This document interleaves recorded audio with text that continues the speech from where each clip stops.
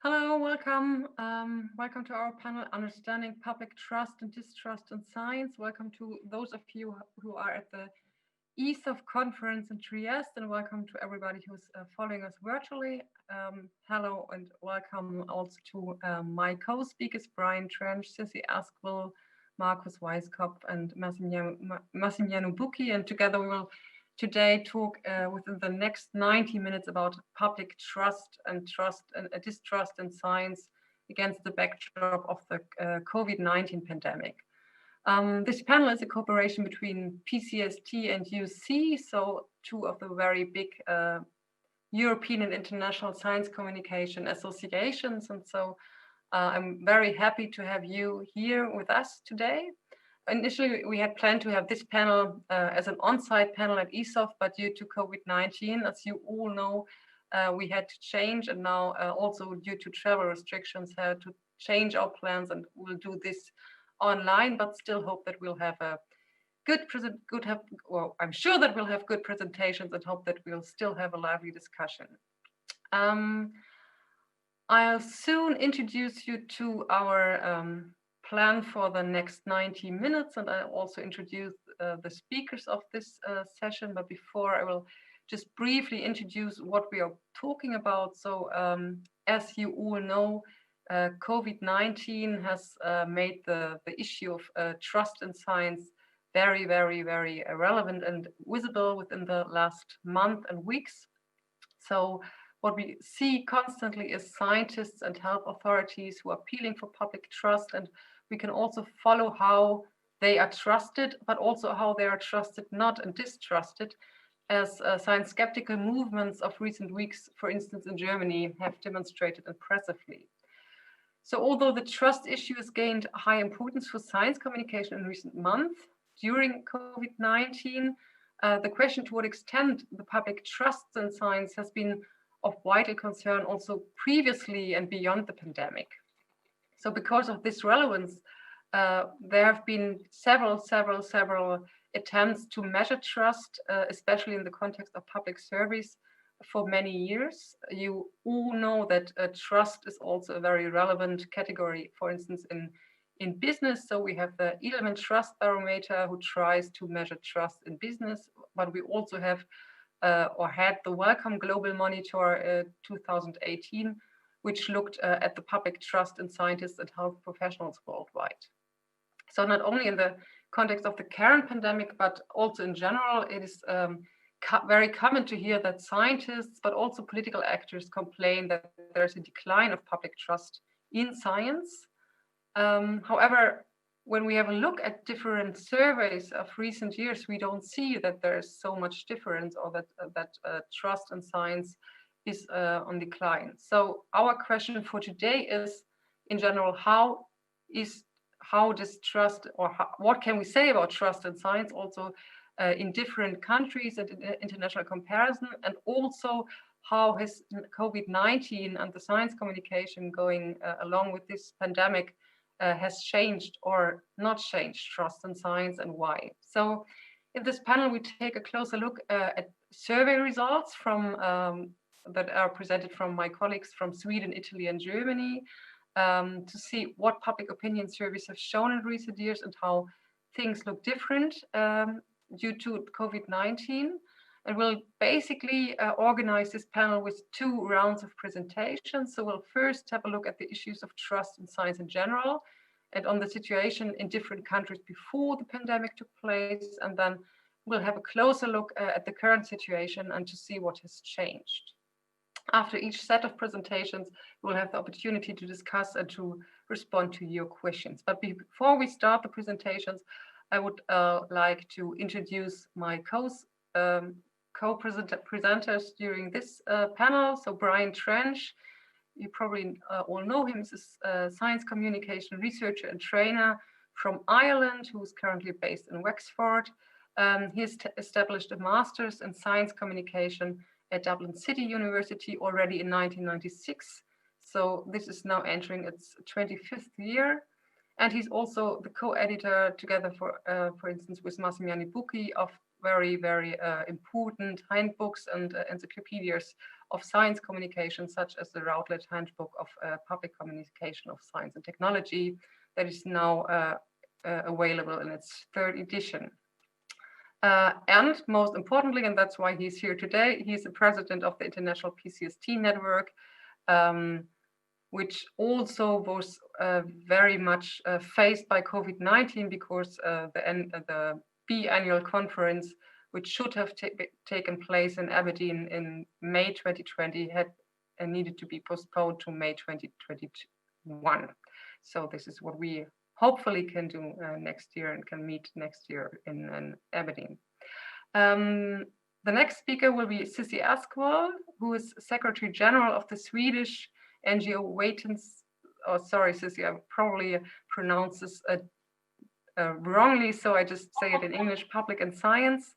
And she's been Secretary General since 2011. And this organization promotes openness and dialogue between the public and researchers. Cissi previously worked as a news journalist and a producer at the Swedish radio, and she's vice president of our second organization, which is presenting this panel collaboratively of the European Science Engagement Association, UC. She's also board member of Örebro University and research committee member of the Royal Swedish Academy of Agriculture and Forestry. The 3rd speaker today will be Markus Weiskopf. He is basically doing a very comparable thing that Cissi does in Sweden for Germany. So he's the executive director of the organization Science and Dialogue, Wissenschaft im Dialog, and has been in this role since January 2012. And comparable to the Swedish initiative, Wissenschaft im Dialog is a publicly funded agency that brings science and society together and encourages dialogue between them. And Markus has a background in politics and management, and also had a career in management consultant before he switched the sides and went to science communication. And last but not least, Massimiliano Bucchi. He is a full professor of science and technology and society and communication at the University of Trento, and he's also director of the International Master Program SciComm.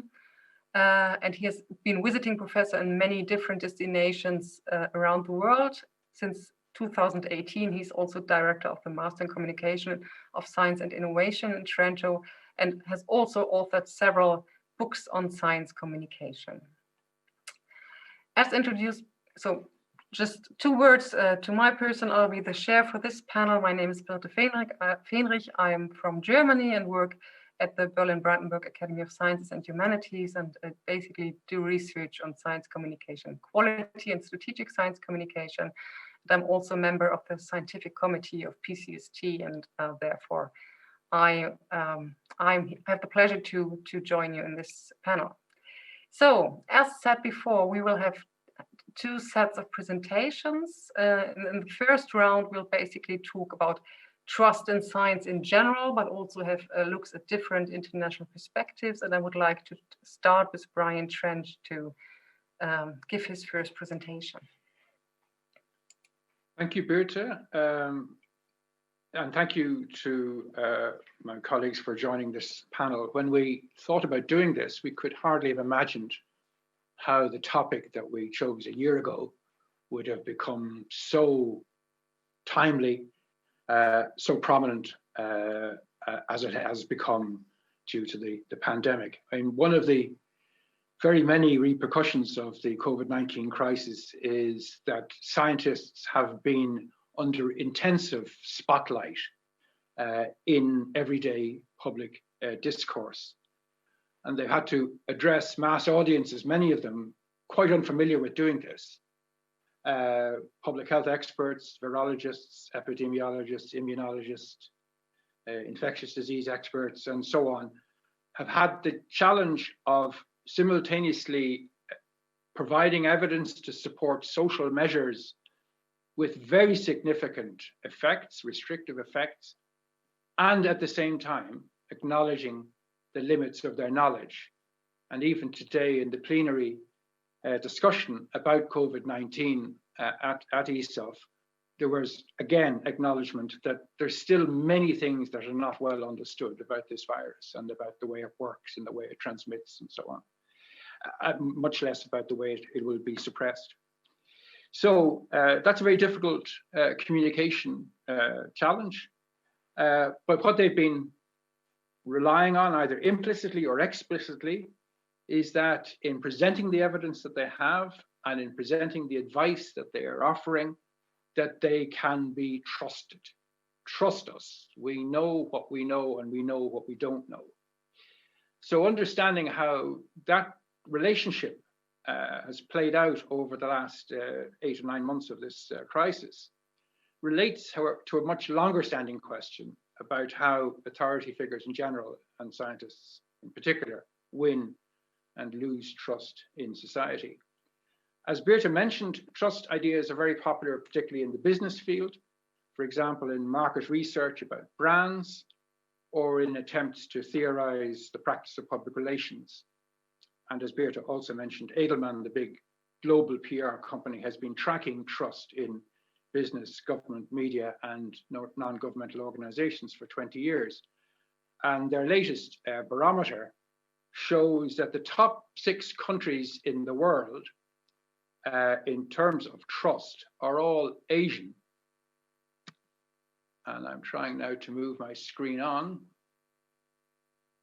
and it's not responding. There we are all Asian. So the country whose population shows the highest level of trust as measured by an index that they've put together from a set of questions asked is China. Second is Indonesia. Third is India.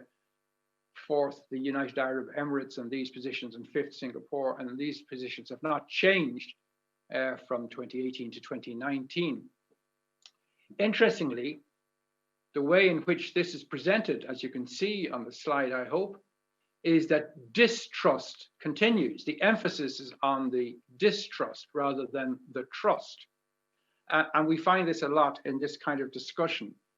But by mere fact of seeing that the top 4 or 5 countries are, and I don't think this is unfair to describe them thus, authoritarian, this suggests that the barometer is actually measuring differences in political systems and civic culture, rather than something as specific as trust.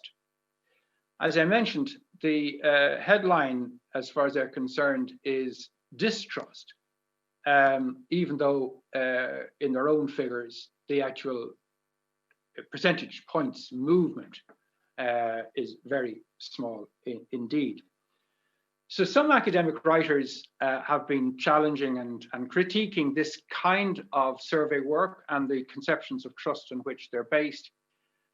The distinction is also often made, which I think we should reflect on, between personal trust. So the trust that I have in a friend, that when he or she recommends a restaurant, that it's likely to be one that I will like because I trust their food tastes. The difference between personal trust on the one hand and institutional trust on the other. And at least one writer who's very prominent in the field, a political scientist from New York, Russell Harden, suggests that when we speak about relationships with institutions, we should perhaps not be talking about trust, but about confidence. And I noticed that in the slides that Sissy is about to show you, the term confidence is used rather than trust. So it would be interesting to talk about what that difference actually is. One of the people who's been questioning this kind of work, this kind of survey work, and the conceptions on which it's based is the Irish-British philosopher Honora O'Neill, a very interesting person. And she has tried to draw attention to trustworthiness. So what is it that deserves trust?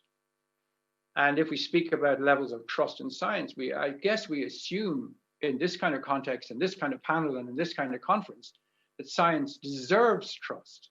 But then we have to ask ourselves, why? What is it that makes science trustworthy, and why? What might it be that would make it less trustworthy? And what Honora O'Neill is saying in the quote that I'm showing is that we haven't given enough attention to trustworthiness. And if we do actually say that what matters most is being able to judge trustworthiness and lack of trustworthiness, then it's not enough just simply to measure on some kind of index generic attitudes. And I think her point, is very heavily underlined by the graph that I just showed you, showing that trust in government, business, media is highest in countries where there's not much opportunity to express distrust. Let me go on, with referring to Honora O'Neill. She has questioned this idea of a crisis in trust. And she points out, and Virta mentioned this briefly, that the trust that's expressed through surveys in various institutions doesn't shift very much over time. And typically, judges and doctors remain relatively high, politicians and journalists relatively low. And as a former journalist, I have to acknowledge that there might be good reasons for this, but equally to say that people still rely very heavily on journalists for their daily diet of news, despite expressing lack of trust in them. So there's a kind of paradox here, at least. But as I say, these are questions for us to consider further, perhaps, in this discussion. But just one example of what might contribute to distrust or not, it might be the high level, and some say increasing level, of papers being retracted on the grounds that they've been shown to be either based on misuse of data or even falsified data or something else. And you might think that the withdrawal of papers or the retraction of papers might contribute to distrust. But Ivan Oransky, who's a co-founder of an organization that keeps an eye on these things, it's called Retraction and Watch, says, on the contrary, he says retractions are a sign that somebody's actually paying attention. And when you deny that there are problems, you lose trust. So an acknowledgement, open acknowledgement that there are problems, and problems that are serious enough for scientific papers to be withdrawn, is perhaps rather a guarantee of trustworthiness rather than a guarantee of untrustworthiness, if you follow me. Various points of view are expressed within public opinion surveys on science as a factor in distrust, but it probably is the case that open acknowledgement of differences can be taken as a mark of trustworthiness. Now, this will come up again in talking about COVID-19 and attitudes to scientists.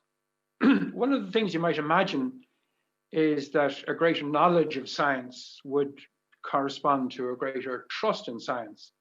And that isn't necessarily so.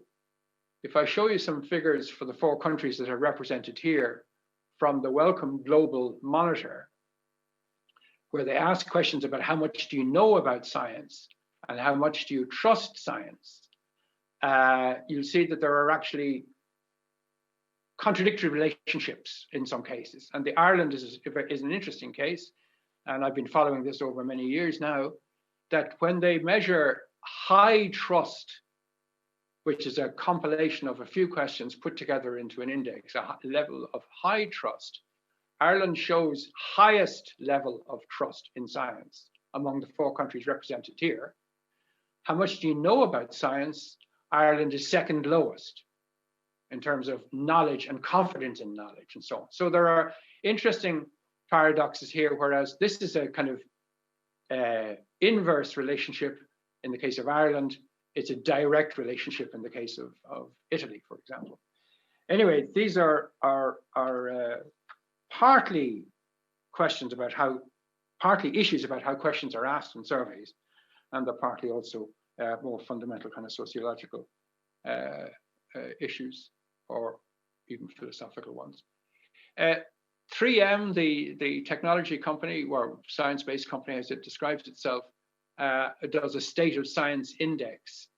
And again, as I showed in the Eagleman survey, they highlight skepticism, which is their word for the opposite of trust. They talk about trust and skepticism as opposite. Now, we could contest this, I think, very strongly. We could say that skepticism is an absolutely essential ingredient of science, and skepticism towards science is not indeed the same thing as distrust. Anyway, they highlight science skepticism, and they relate it, as you possibly can see on the left-hand side there, they relate it to conflicting opinions between scientists, because that was one of the options that they gave their respondents, and that was the one that was chosen most. But it does, of course, the results of this depend on what options you offer people as well. Anyway, they highlight skepticism or what we might call distrust, despite the fact that their own figures show very, very slight movements from year to year, well within the margin of error. So shifts of 1 percentage point or 2 percentage point in trust. So its trust slipped slightly in one slide. Its science skepticism is alive and well in another. Again, these two things are not very clearly compatible with one another, at least in terms of how it's expressed. So just to close my initial remarks, I think there are 4 or 5 questions that we might keep in mind for this discussion. How do we understand trust in science as it's compared with trust in our friends or in brands or in government? How do we distinguish trust and confidence? Is that a useful distinction to make? What makes science trustworthy, and are these factors then changing? And have scientific institutions and science communities tended to overstate the mistrust or distrust among the public? And if so, why is that the case? So thank you. I pass back to Berta to introduce CC. Thanks a lot, Brian. There was one first question, but I would suggest just to keep them for later and to discuss when the first round of presentations has been made. So I would like to hand over to Sissi, who will talk about trust in science from a Swedish perspective.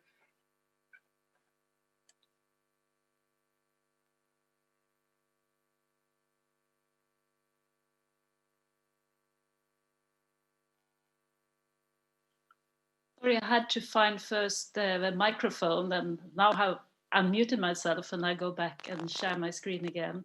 Sorry for the delay. So here we go. Thank you for that brilliant introduction, Brian. I would like to put my 2 cents to this discussion about understanding public trust and distrust in science using a Swedish perspective. As you already know, I'm head of this Swedish nonprofit called Public and Science, and also working within UC in the board. So the first news are very good. We are measuring public attitudes towards science and scientists in Sweden ever since 2002. Swedes are relatively interested in research, which is very good. A slight more interest have been shown the last couple of years. We have no measurements for 2020 so far. So these are results from last year. We're making annual surveys into public attitudes. And compared to, for instance, sports or culture, people are actually more interested in research, according to this survey. So this is the annual barometer. As you can see, we have around 1,000 respondents being 16 and up to 74 years old. And we're also, of course, measuring the confidence, not trust, but confidence in researchers in Sweden. And as you can see, it's, I would say, high confidence and also stable confidence over the years.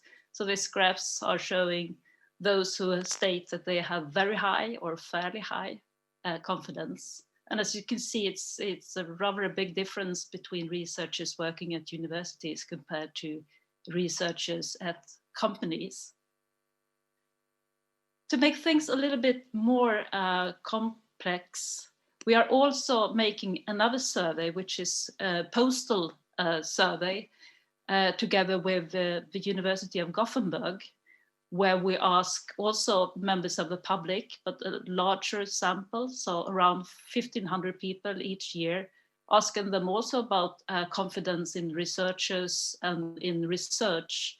And they're also stating that it's high levels of confidence. But when we ask about different research fields, as you can see now, it's quite big differences comparing, for instance, medical research to research within the social sciences and humanities.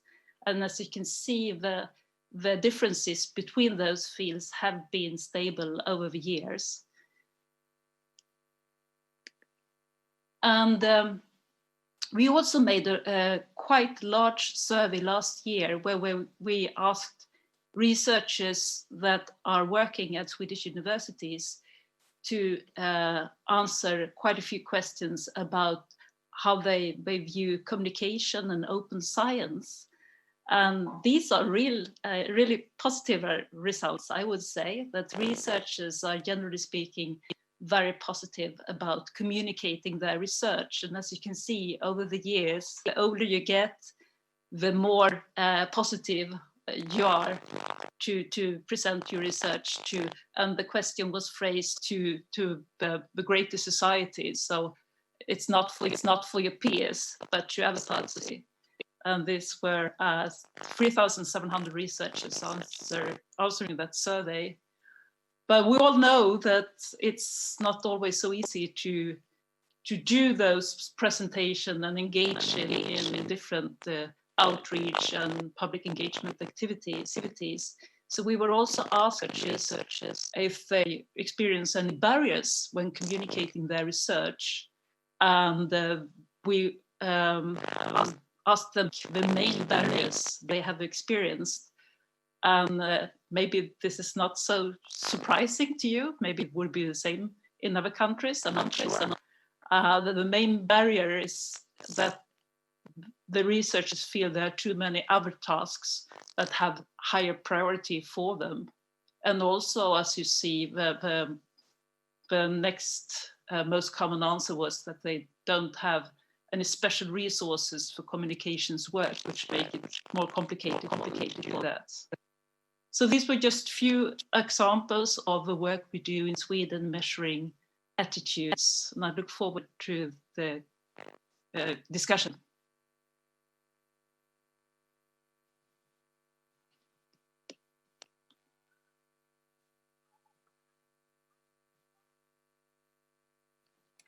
Sorry. Thank you, Cici. And I would like to hand over to Massimiliano, who will give us an introduction into the Italian perspective on trust in science.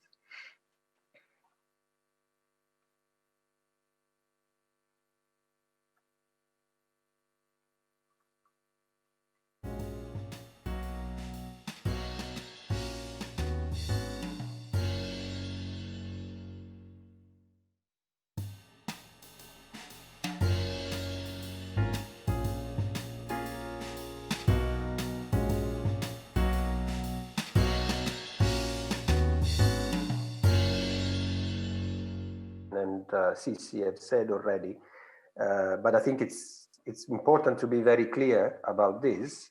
I will show some data from our Science in Society monitor. Is my audio okay now? Yeah, okay. It's also a survey every year on about 1,000, on a representative sample of about 1,000 Italian citizens. With Foundation Observa Science in Society. And again, I mean, we have all indications that trust in science is high, and if anything, is probably getting higher. This is reliability of information sources about science and technology, where people would go for trustworthy information about science would be directly to researchers, for example, 82%. What is the credibility of scientists compared to other social categories? Brian has already said that scientists clearly outplace even citizens' committees and not just journalists and politicians, as you would expect. Even in Trump's America, which is often associated in discussions with distrust of science, according to the Pew Foundation, trust in science has been going up significantly. These are the latest data from Pew. Here is a comparison between scientists and other categories, and here is the trend, which you see is an increase. It's a specific interesting question about, Brian was mentioning this term, confidence in scientists to act in the public interest. So, I mean, I think this is, it's a very clear answer to when you hear somebody saying there's a distrust of science in the air, or is growing distrust of science. This is simply not true according to the data we have. Is another question. More specific, benefits of science are greater than the potential risks. This is a question the Eurobarometer used to ask for about 20 years. And you see, again, it's been increasing, and it's now 82% of Italians who think this. Let's come to COVID. I mean, I will talk in the second part about the problems, because of course, and luckily for us, we're in the business, not everything is going well, but the problem is are probably elsewhere. So as COVID made a difference, I'm not sure. I think we have seen something we had seen already, for example, about vaccination. When something is relevant for people's health, I mean, to use an analogy, you know, this rally around the flag, this political science theory, people rally around science and around institutions. And what is interesting, you see at the bottom of this slide, the credibility or the relevance attributed to web forums or social media contacts, it's really minimal.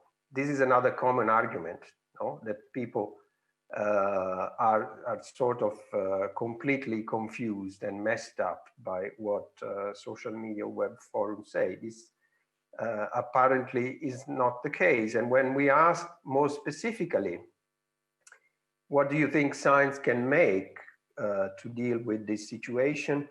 Almost everybody thinks science will have a solution, and actually 3/4 are actually reasonable saying this might be in the long term. 1 quarter thing, this would be a short-term solution.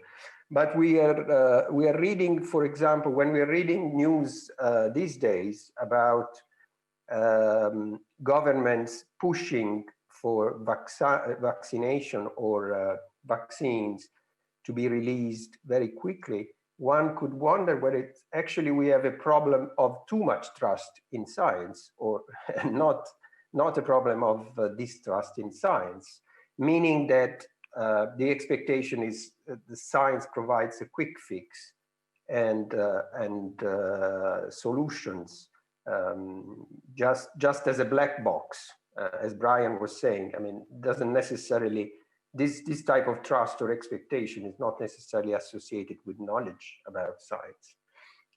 I think I will stop here, and I will talk in the second round about where I think the problem is, and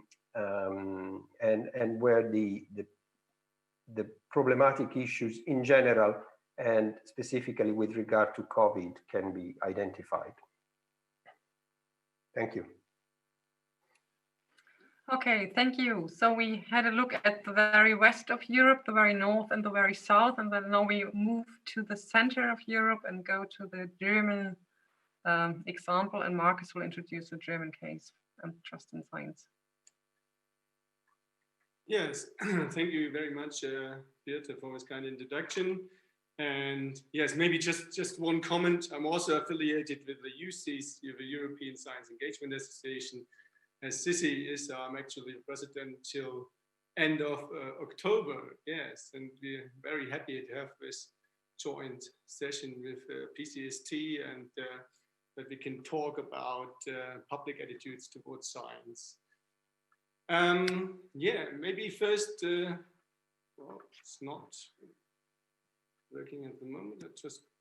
Okay.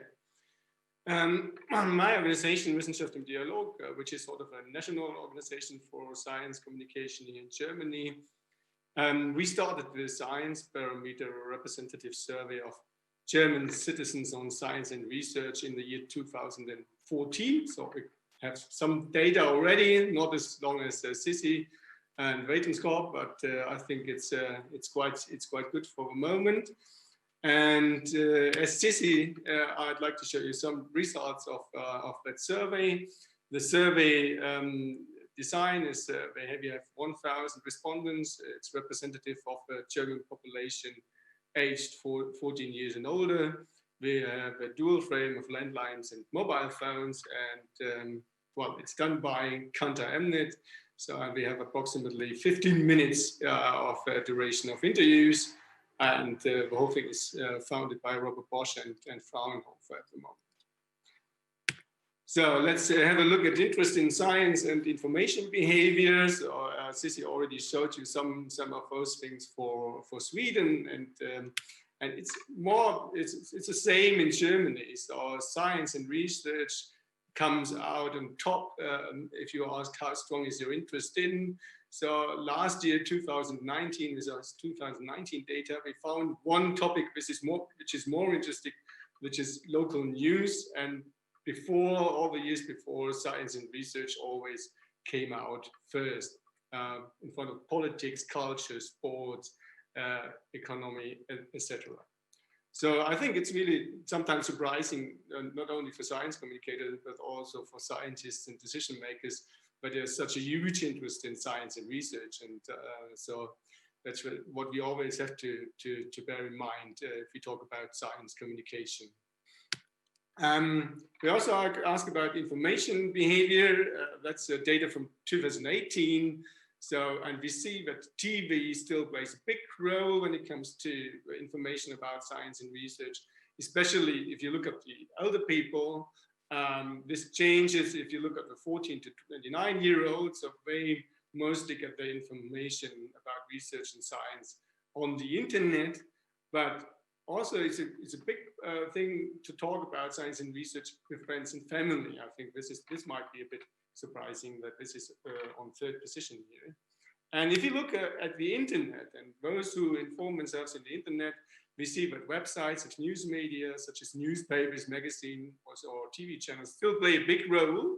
But Wikipedia comes out second. So, and maybe that's a personal thing for me. So I think we should take care of Wikipedia and support Wikipedia as much as we can, because it's such an important information source for research and science news. And YouTube comes out third. And if you look at the 14 to 29-year-old, that changes. YouTube is first in this age group. So, and I think if you look at the YouTube channels we have at the moment, we see that there is something to do for science communication in that channel. But let's come to trust in science, our main issue here in that panel.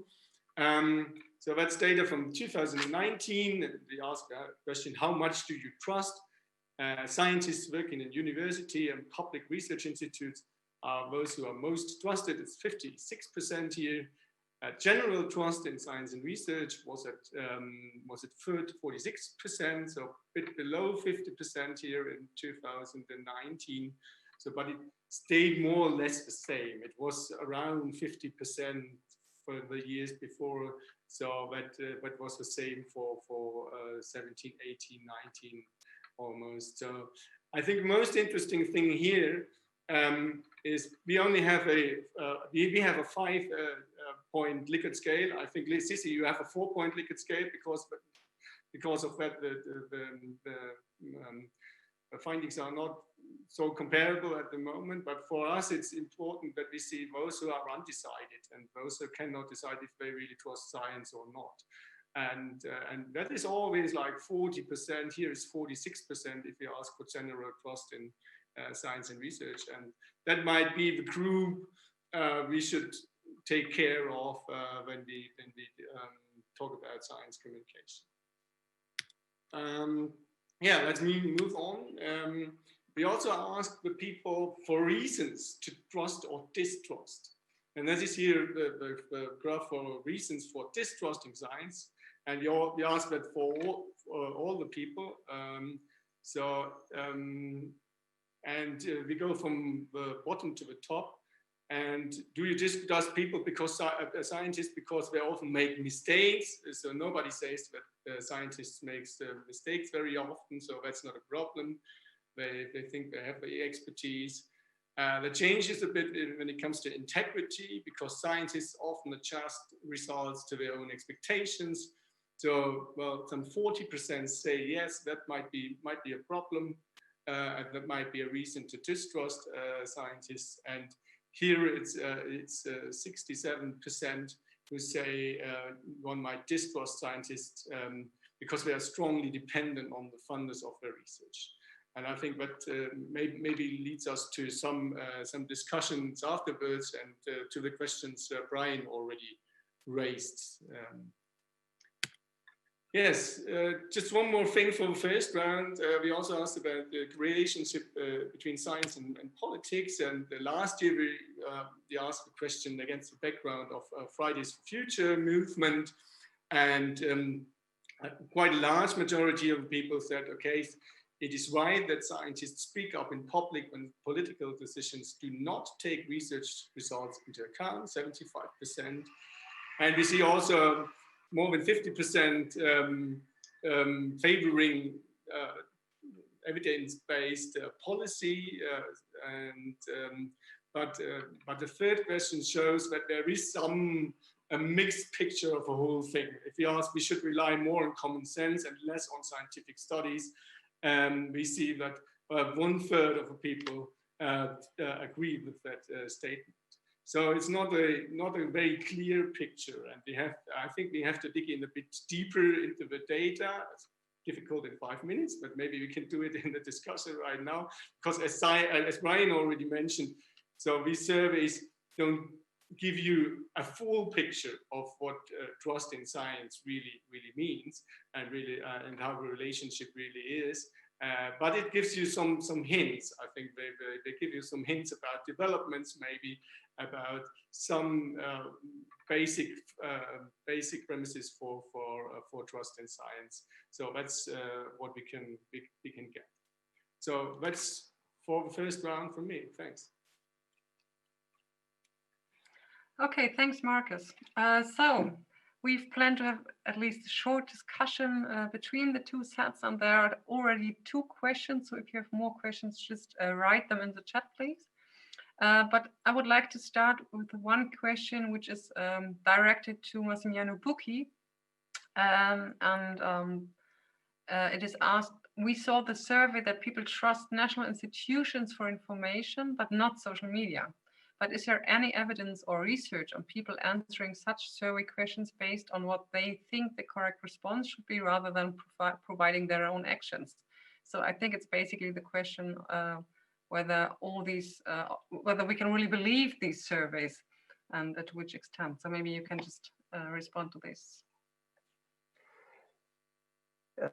Yes, I think I mean, if this question was asked by national authorities or this research was commissioned by health authorities, I think this question about the bias might be stronger. But I think we have very consistent evidence, as I showed. This is not just our monitor; it's data from Sweden, it's data from Germany, it's data even from United States, that this is what is going on. So, and that of course, I mean, Brian raised the question: why is distrust of science? I mean, and also the whole thing of fake news and the importance people give to fake news is so much overstated. One hypothesis is that it's a small minority, but it's quite an active minority and makes news. But that as I said, it doesn't change. When we studied, we are monitoring trends about public perception of vaccination. It is just 4% of Italians who are against vaccination, who are skeptics of vaccination. And very, very small number who use social media to get their information about vaccines. Is there anybody else who wants to respond to this? Maybe from another national perspective? Marcus, maybe?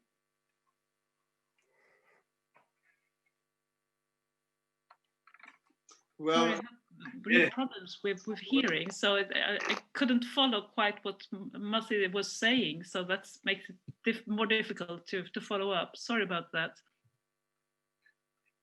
Maybe some comments on the last things you said, Massimiliano, on the small fraction you have of skeptics. I mean, Germany is a bit higher, the amount of people who oppose, for example, vaccination, or skeptics are about vaccination. It's about 13%, I think. But still, it's a small portion of the people. But they're, as you said, they are very loud, and they're influencing a lot the media discussion that's going on in the media at the moment, and they're also influencing a lot the political discussions at the moment. So I think we have to really take care of this. Okay, thank you. There were another question in the very beginning asking which role transparency plays for trust in science. So Marcus introduced some factors that might influence trust in scientists and science. Is there anything else that might be important? I think, Brian, you asked this after your presentation and said what really makes trust in science, and what are the reasons why people trust or do not trust. Do you have any ideas about that? Well, I remember still very vividly the discussion around swine flu. And this was an unknown virus, and there was a lot of similarity there. And I recall that a meeting took place in the Science Gallery in Dublin. Must be talking about 10 or 11 years ago. Early in that crisis, which was, and there was talk of a possible pandemic. I don't know if any of you remember this, I'm sure you do. And there's a very interesting discussion with a virologist and immunologist, infectious diseases expert, and so on, And they stood in front of a group of us in the lunchtime meeting in the Science Gallery, which is a small science center, a very innovative science center, and said, this is what we know. This is what we don't know, but that we know that we need to know. And then there are lots of things that we don't know, what even we don't know, if you understand. Yeah. And I think, I mean, okay, my personal experience was that this was very refreshing, because so much traditional science communication was based on telling only what was known with certainty and with authority. And this was an open discussion. It was, I guess, it was a kind of look behind the scenes of what goes on in the coffee rooms of labs, which doesn't normally come out into the coffee rooms of the general public. And to me, that was potentially, if not actually and measurably, a contribution towards trustworthiness. That is acknowledging the limits of your knowledge.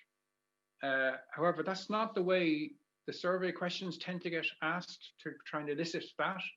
And it's not the way in which the common conception goes, that acknowledging the limits of your knowledge is a mark of trustworthiness. That's a kind of transparency. And interestingly enough, Honora O'Neill, whom I mentioned, and who is a very interesting writer and speaker on this subject, she has actually had almost a campaign going against excessive transparency. But it's that there she is not so much talking about people just acknowledging the limits of their knowledge, but being required to fill in lots of monitoring and auditing forms, that kind of transparency. And that, she says, gets in the way of behaving in a trustworthy and in a trusting way with your audiences, such as they are. So different ways of understanding transparency and different attitudes to how that transparency gets acted, performed, and how it then affects trustworthiness. Thank you, Brian. Marcus raised his hand. Yeah, just one quick remark. I think as Brian is speaking about looking in the machine room of science and research, and what this makes with maybe trust in science. I mean, we had one very good example during the Corona pandemic here in Germany, as Christian Drosten had his podcast every day for 1 hour or so, telling people about actual studies, papers, what he is doing in his research, and really gives some insights in machine room of science and research at the moment. And I think that was a great deal for public information and also transparency about how scientists work during the pandemic and so on. Is a good example. And I think, yes, it's difficult to show that in those surveys. Later on, I show some questions which come close, I think, to those things. So maybe we can show a bit of it. Okay, thank you very much.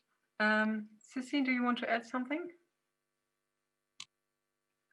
Yes, I hope you can hear me all right, although I have some problems hearing you guys.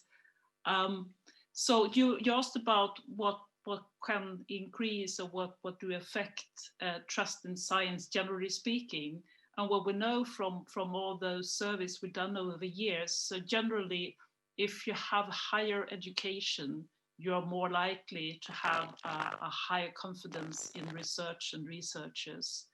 If you trust other people, generally speaking, and if you have confidence in that you can affect your own life conditions, you're also more inclined to have a higher confidence. That also goes with closeness. So if you have a higher education, you have been closer, hopefully, to researchers during your education.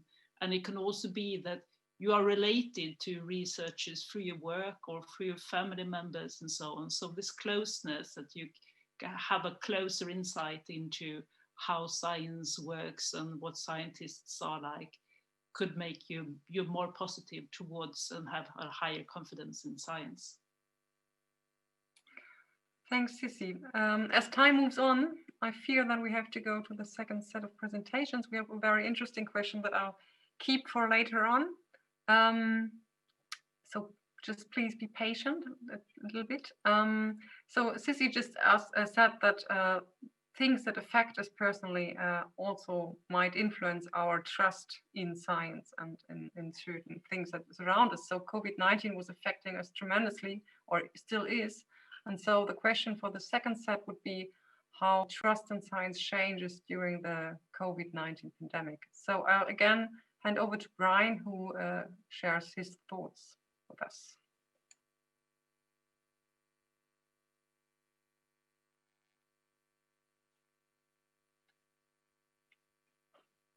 Sorry, I'm going to show you some images from Ireland of scientists and medical professionals who have entered people's lives and their homes on a daily, even hourly basis. And to Massimiliano's question, how much has COVID-19 made a difference? Well, this is one mark of significant difference. And it relates actually to what Sissy was just speaking about closeness. So people have become close to people that they didn't know about, never mind knew their names or what they looked like or whether they played a guitar or not. So top left is the country's best known immunologist who's working on one of the vaccine for COVID-19 programs, international one. He has a band, so he poses for pictures in the lab with his guitar, and he's got this very friendly, avuncular style, very chatty, and that apparently, just to judge by the way in which people respond to him in social media and otherwise, makes him trustworthy, charismatic, but not in a domineering kind of way.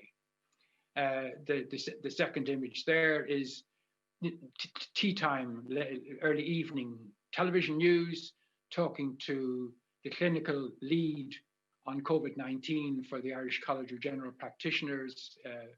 The top right is the Chief Medical Officer, Tony Holohan, who was doing these briefings at least once a day in a gentle, calm, reassuring voice, even when he was giving really bad news. Very gifted, naturally gifted, I think, communicator. And people became very close to him. And the way this was measured was when he had to withdraw from his duties as Chief Medical Officer due to his wife's illness, a very serious illness. The outpouring of sympathy was extraordinary in a public figure. Quite remarkable feeling of solidarity and sympathy with him. People felt that they knew him.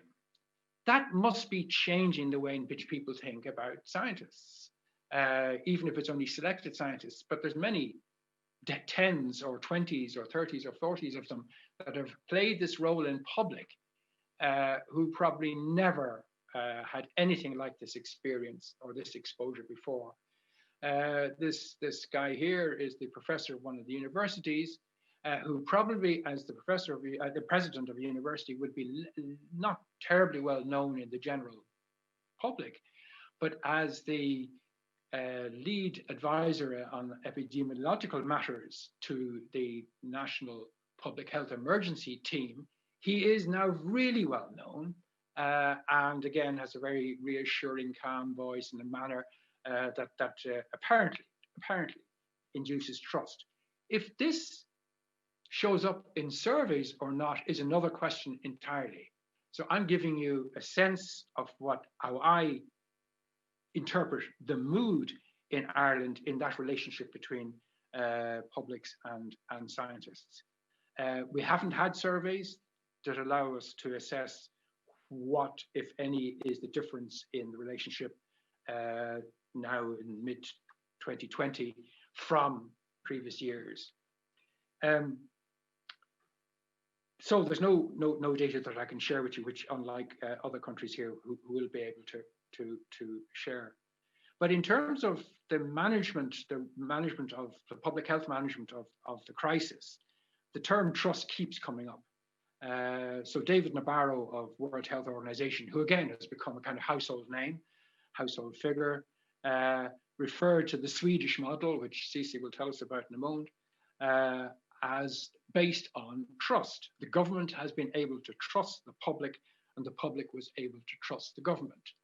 That may be a highly simplified version of something that's quite contested, both within and without Sweden, but we'll hear about that in a moment. But I was interested to hear in this morning's plenary discussion about COVID-19 at ESOF, the Japanese participant in the discussion referring to the success, relative success of his country in this matter as being based on the way in which the Japanese authorities requested people to stay at home rather than instructed or ordered them to stay at home.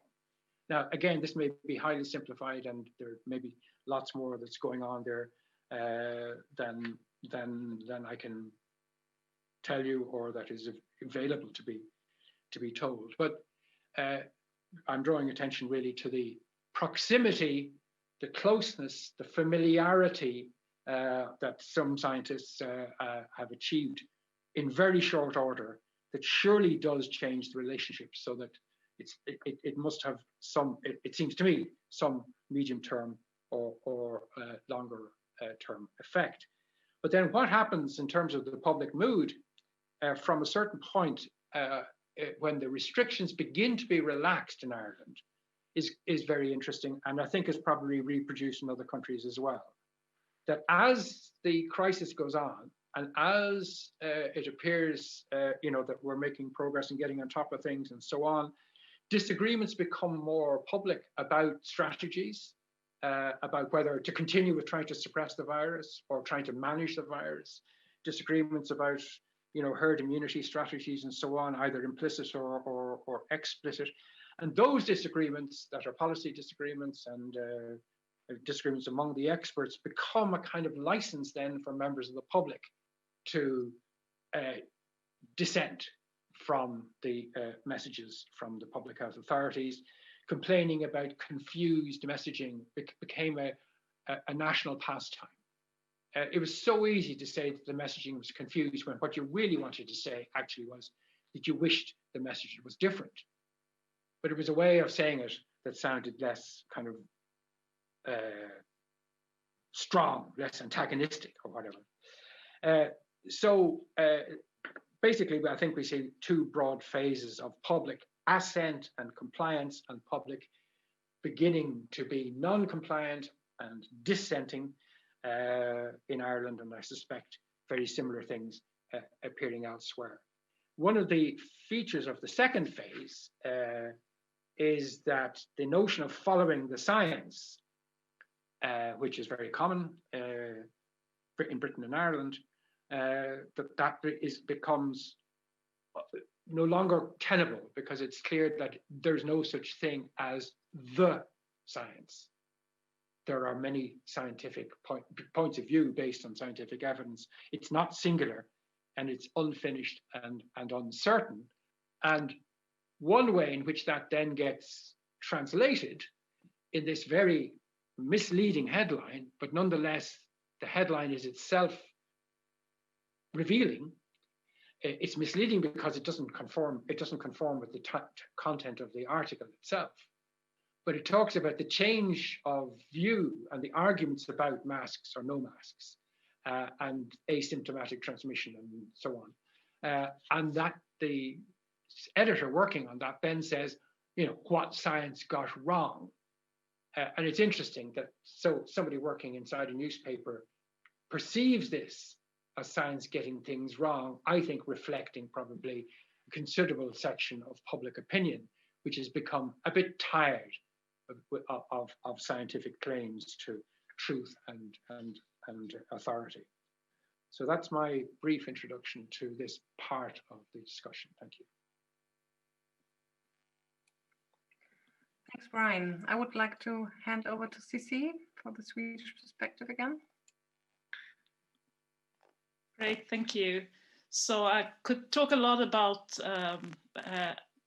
the corona situation and the corona strategy in Sweden. I'm quite sure you heard about our somewhat different approach to how best to minimize the spread of the virus.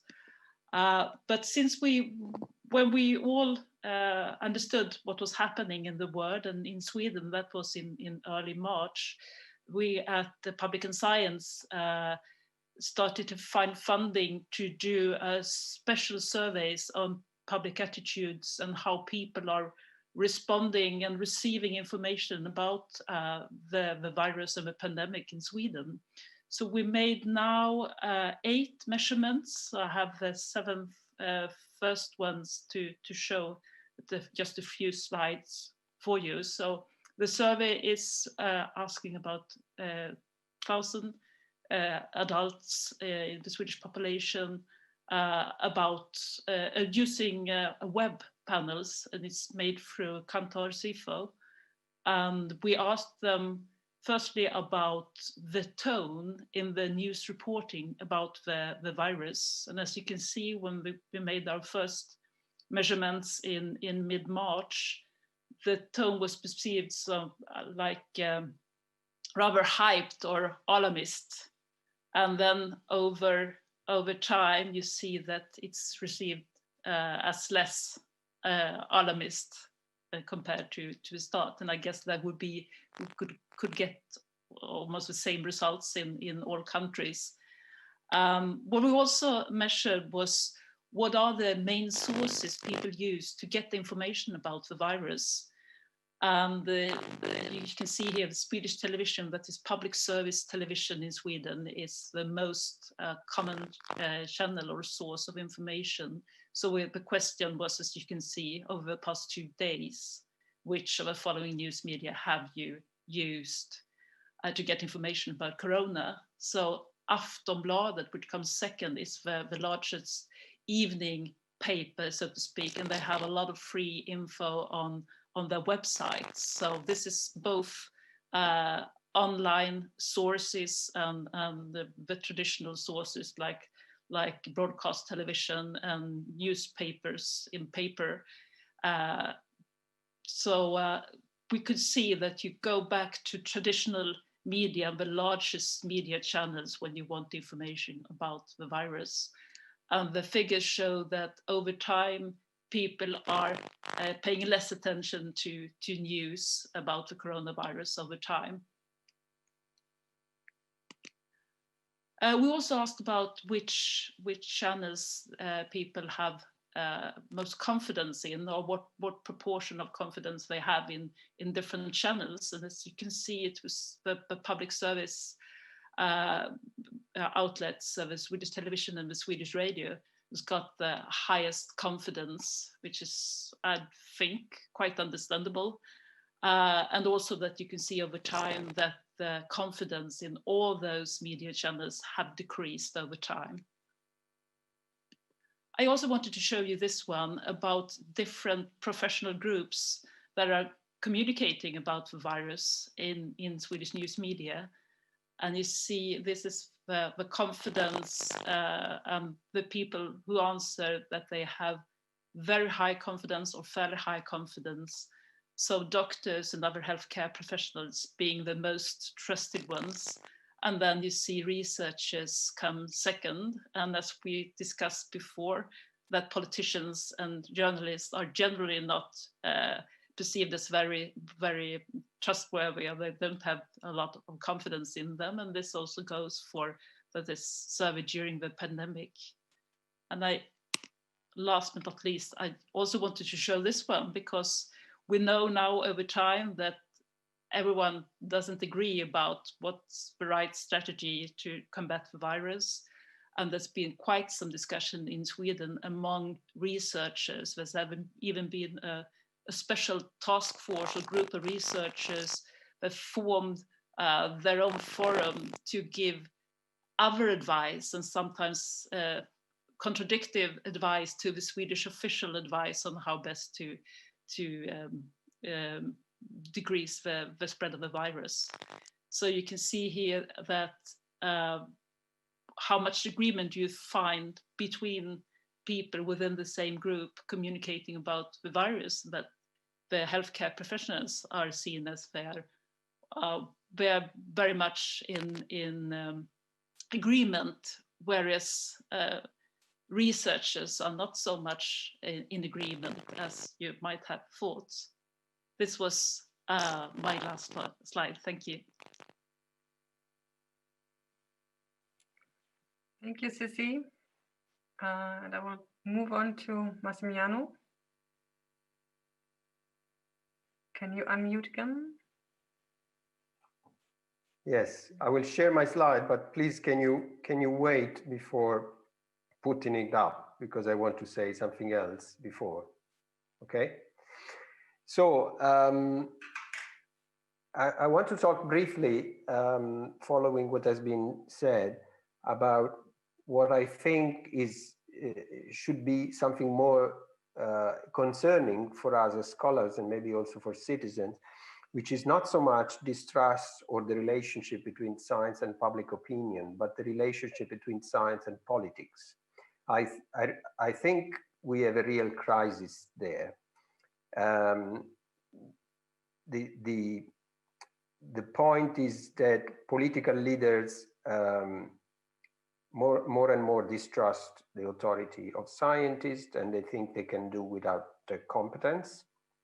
I will come to the COVID example in a minute. Historically, I mean, the relationship between science and politics as we know it was set up during the two world wars. And it was the idea of science as a goose laying all golden eggs and receiving a lot of money from the government and or governments, or if we come to the present, the European Union is planning to spend 100 billions on the next European science funding program. So how do we explain this, or how do we account for this crisis? One hypothesis is that, if you wish, science has become a victim of its own success. So it's been so much incorporated into political decisions, as we have seen, of course, is in the pandemic, that is now taken for granted, is not visible as a distinct entity anymore. And this might explain another thing that we observe, for example, in comparative studies about students on students across the world, where, for example, students in Scandinavia or in Japan, countries where science is prominent, are much less interested than students, for example, from developing countries. One possibility is that they don't consider it something you have to achieve or you want to aim at, but something which is there already. Another element I think we should take into account is the distrust of politics by science. We have seen an increasing number of examples in that, also in the United States. For example, this movement 314 action that has led several scientists to run and also be elected at Congress. So a distrust in science that politics can make informed choices. Let me finish and go back to the COVID thing and connect with something that, for example, Brian, but I think also Sissi have mentioned, and now can you put up my slide, please? And it's the question of, is the slide now on? Yeah. Okay, it's the question of perceived disagreement among experts. These are data from April. I mean, we are hoping to run this survey again, but as Brian was saying, we have a similar hint in Italy that the more we proceed in time in the pandemic, the more the disagreement among experts is becoming more visible. And so here about one half of Italians perceive that this public statement by experts have been creating confusion. And 10% think it would have been better to give the advice confidentially, not publicly.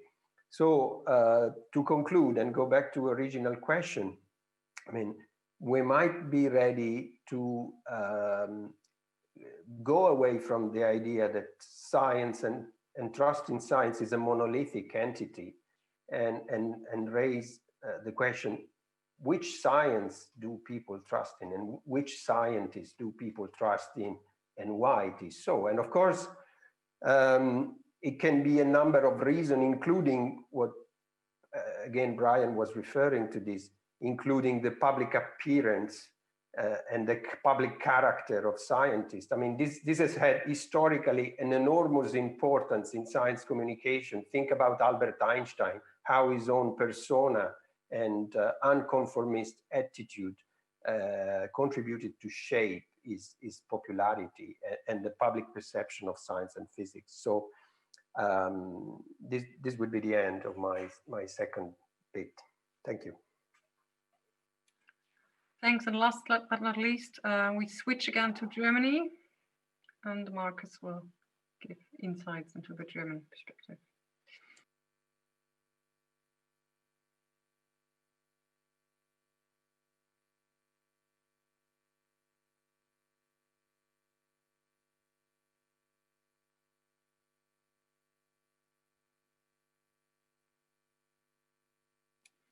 Marcus, you need to unmute. Sorry, I didn't find the unmute button. And so I have to switch to the Corona special. So thanks, Birte. Sorry for that confusion a bit. Yeah, we were very lucky to have a Corona special science barometer, one in April and one in May. So to see how trust in science and research developed during the Corona pandemic.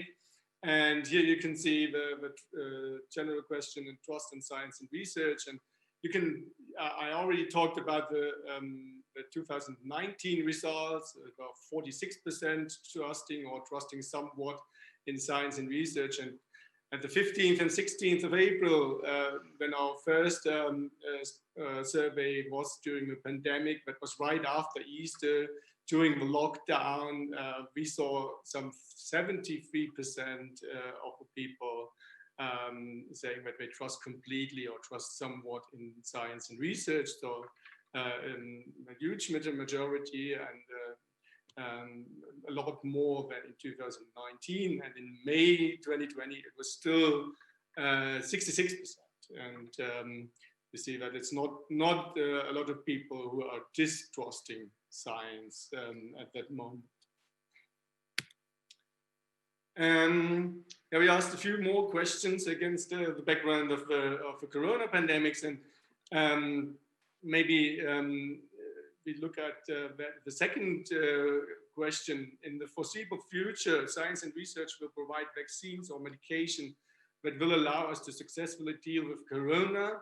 And at the moment, 60% said yes, or that they completely agree or somewhat agree with the statement. And that reminds me of what Massimiliano said earlier on, that it's always also difficult to have these big expectations towards science and research.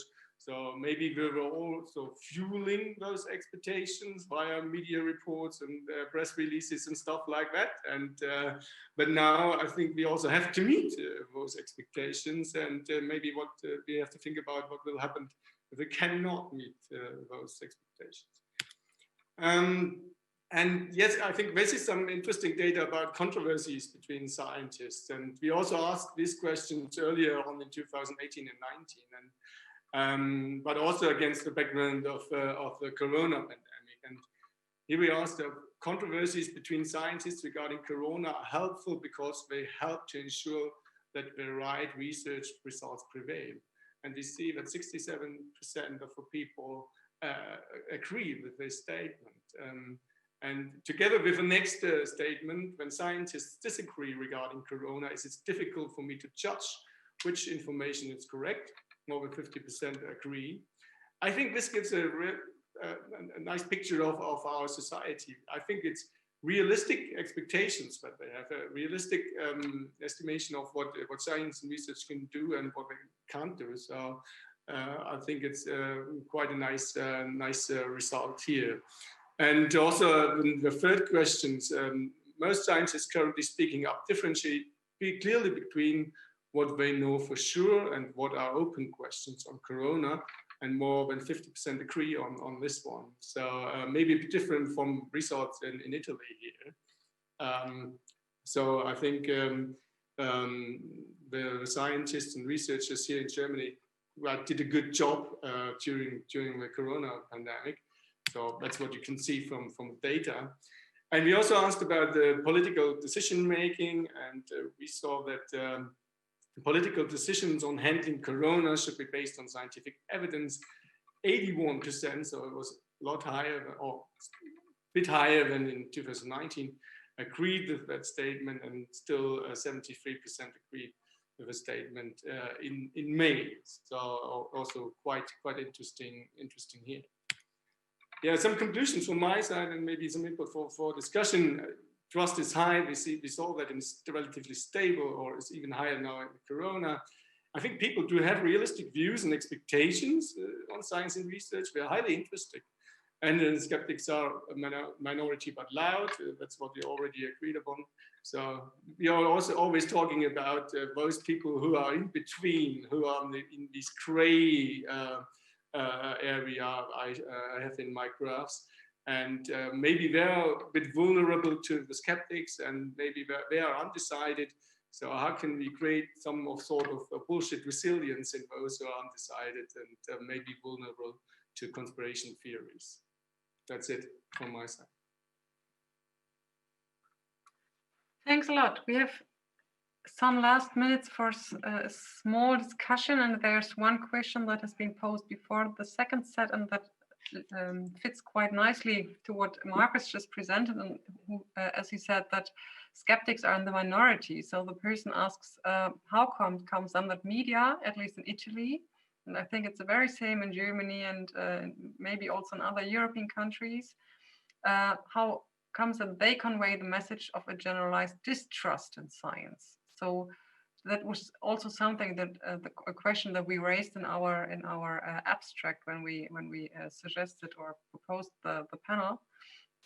So there's obviously is this gap of this demoscopic data that show that everything's basically okay. So people trust in science, people follow science, people have quite realistic views about science. And on the other hand, media, but also political authorities, as Massimiliano said, seem to have the feeling that people distrust and that there is a problem and that we have to be concerned. So how does that fit together? How does it come? Any ideas? Brian. Well, the story of somebody dying is always more interesting than the story of somebody continuing to live. And okay, that maybe trivializes it, but I'm not sympathetic particularly to the way in which the distrust gets spoken up. But I understand at some level that it is more attention grabbing. It's more something to talk about. That's, you know, that it's raining rather than it's not raining. That it's you know, that the negative, if to use a very crude terminology, the negative is always more engaging than the same old continuing supposedly positive. I know that's very crude, but I think that's just true for storytelling. If you meet somebody at the end of the day and they say, you know, what anything interesting happened today, and they said, you know, then they just worked the normal day's work, nothing much happened. It's less interesting than something happened. But I don't know if we can shift that. I imagine that's deeply embedded in our cultures, in the way we conduct our conversations.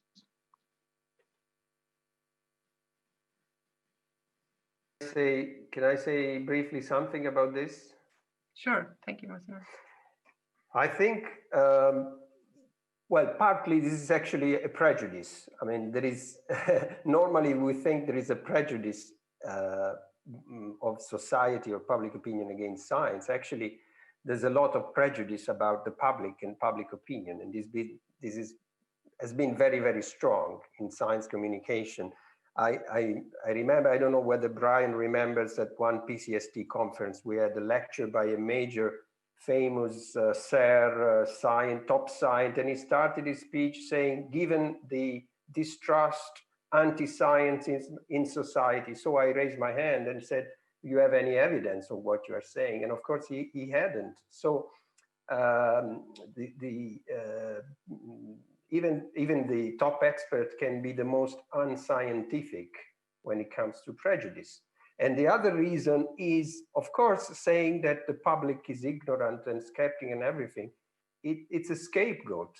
I mean, it's an explanation, it's a justification for when the policy decisions or the interchange or interlock between science and politics is not working well, then of course you blame somebody else. So these are, beside what Brian was saying already from the media, I say these are two possible hypotheses.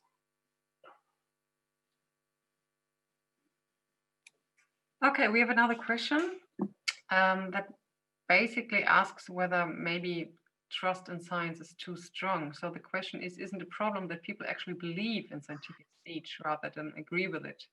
So is that the case? Is that the problem? Sissy, what do you think? Sissy?